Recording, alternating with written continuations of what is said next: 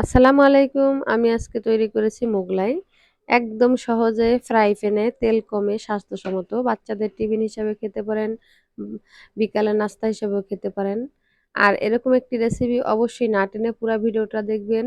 আর আমার চ্যানেলটাকে অবশ্যই সাবস্ক্রাইব করবেন, শেয়ার করবেন, আর বেশি, বেশি করে লাইক করবেন। আর বাসায় কিভাবে তৈরি করবেন এই যে দেখুন নিয়েছি একটা বাটি আর নিয়েছি পেঁয়াজ কুচি, মরিচ কুচি আর ধনিয়া পাতা কুচি, একটু পরিমাণ মতন লবণটা দিয়ে আমি ভালোভাবে একটু মিক্স করে নিচ্ছি হাতের সাহায্যে। দেখতেই পারছেন হয়ে গিয়েছে। এখন দিয়ে দেব একটি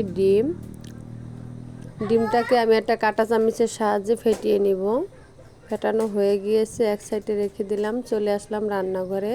প্যানে আমি আগেই অল্প পরিমাণ তেল দিয়ে গরম করে রেখেছিলাম, আর একটা রুটি দিয়ে দিলাম। রুটির উপরে ডিম ফেটানোটা দিয়ে দিচ্ছি। এখন একটু খুসুনের সাহায্যে আমি একটু মেলে দিচ্ছি ডিমটা।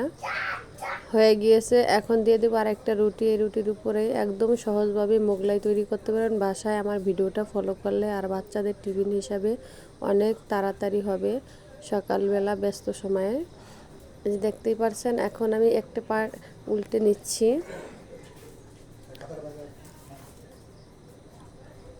হয়ে গিয়েছে। এখন আমি এটাকে তুলে নেব।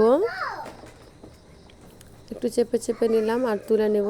দেখুন হয়ে গিয়েছে। এখন আমি টিফিন নেওয়ার সাইজ করেই কেটে নিলাম। আপনারা আপনাদের সাইজ মতন কেটে নেবেন। দেখতেই পাচ্ছেন কতটা সুন্দর হয়েছে আর মুসমুসে হয়েছে। একদম অল্প তেলে স্বাস্থ্যসম্মত বিকেলের নাস্তা কিংবা বাচ্চাদের টিফিন হিসাবে আপনারা চাইলে টিফিনেও দিতে পারেন এরকম একটি রেসিপি। আশা করি অনেক ভালো হয়েছে। আর ভালো হলে অবশ্যই বাসায় তৈরি করে খেয়ে দেখবেন। আর ভালো থাকবেন। আল্লাহ হাফেজ।